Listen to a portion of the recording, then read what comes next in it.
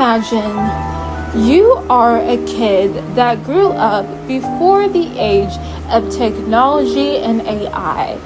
You are at school learning things like cursive, how to write your signature, how to make sure that you could tell the time on one of those freaking analog clocks with the freaking big hand, small hand, middle hand, and what time it was. Alright?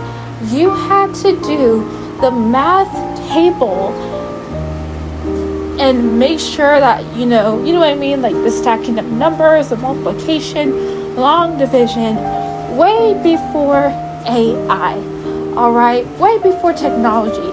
And let's just say you didn't want to do that. That's fine. You could cheat. And you know what? Cheating took effort. Cheating took skill. Cheating took creativity. Cheating took... And I get it! It took so much knowledge that you actually started learning something because you wanted to cheat, or let's just say you wanted to cheat with another person. Not saying that I did this as a kid growing up, but you would need the skills to make sure that your teacher couldn't tell what it was. You had to make sure to, plan ahead, brainstorm, use this page, I use this page, and you would actually put more time in doing that, and what you would actually learn. Kids these days, youngins these days, they don't understand the struggle.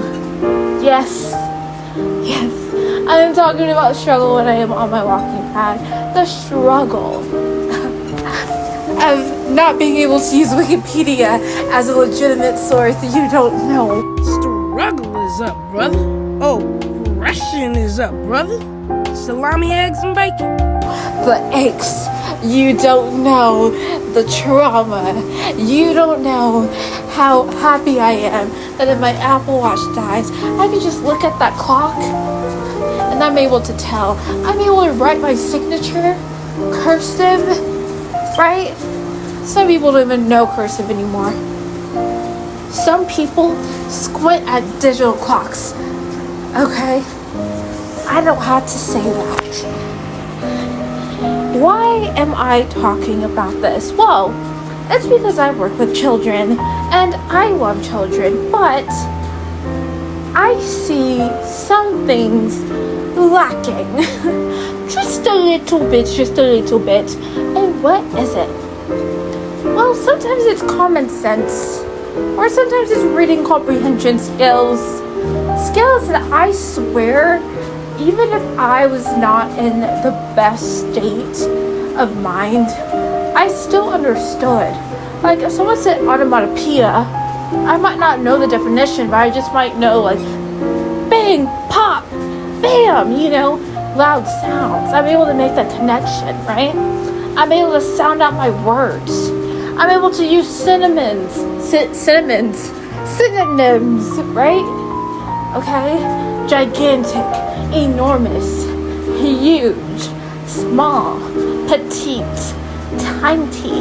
Some people don't even know what a synonym is. Oh, brother, this guy stinks! Some people think that it is something you put on your French toast. Okay? It's not. Why am I so passionate about this? Well, it's because they didn't get to grind like we did. I feel like a boomer. I'm like, where were the days that you had to stay late in the library? Where were the days in which when you wanted to cheat, you had to highlight and use every other word? And what happened to Turnitin.com? What happened to Grammarly? You know what I mean? Like, what happened to getting it in the mud, going to the library, paraphrasing, MLA format? What happened? But no. We gotta use chat for everything. Hey chat. I love chat as much as the next person, right? It's way cheaper than a therapy session. But don't quote me on that because they might be using that in the future to categorize us. But whatever. I can say chat is useful on so many occasions. You know what's not helpful? In creating a brain. Yeah, and creating common sense. Because why does chat need to tell you what you want to eat for breakfast, baby? I like some of the Gaga songs. What the fuck does she know about cameras? Look at your fridge. You have eggs and orange juice. Fry or boil them. Okay? You don't gotta input that into chat.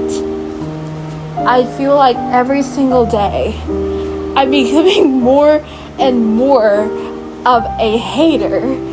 Not because I don't use it, but because I can decide when to use it, you know? Like, just give me something. Give me something.